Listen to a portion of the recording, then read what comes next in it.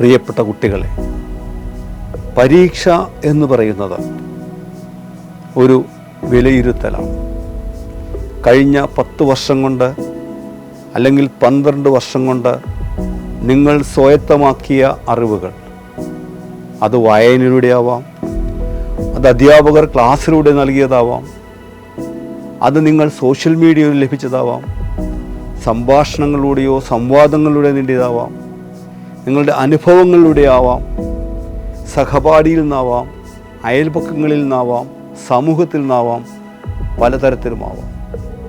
ഇങ്ങനെ വ്യത്യസ്ത മാർഗങ്ങളിലൂടെ നിങ്ങൾ നേടിയ അറിവുകൾ, ആ ബോധ്യങ്ങൾ നിങ്ങളിൽ എത്രത്തോളം ആഴത്തിൽ പതിഞ്ഞിട്ടുണ്ട് എന്ന് ഒരാൾക്ക് ബോധ്യപ്പെടുത്തി കൊടുക്കുവാൻ, പറഞ്ഞു കൊടുക്കുവാൻ നിങ്ങൾ പ്രാപ്തരാക്കണോ എന്നുള്ള പരിശോധനയാണ് പരീക്ഷകളിലൂടെ നടത്തിക്കൊണ്ടിരിക്കുന്നത്.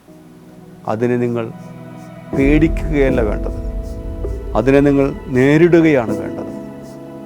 നിങ്ങൾക്കറിയാവുന്നവ അറിയുന്നത് പോലെ പറഞ്ഞു കൊടുക്കുവാനും എഴുതുവാനും നിങ്ങൾക്ക് സാധിക്കുമ്പോൾ ആ പരീക്ഷയിൽ നിങ്ങൾ ജയിച്ചു കഴിഞ്ഞു.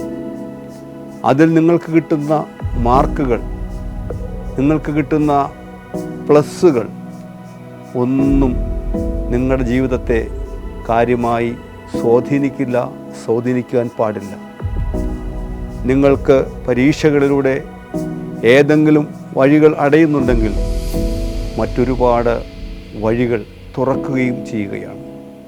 പരീക്ഷകളെ സധൈര്യം നേരിടുക. ഭീതിയോടെയല്ല, സമ്മർദ്ദത്തിലല്ല, സന്തോഷത്തോടെ നേരിടുവാൻ നമുക്ക് കഴിയണം.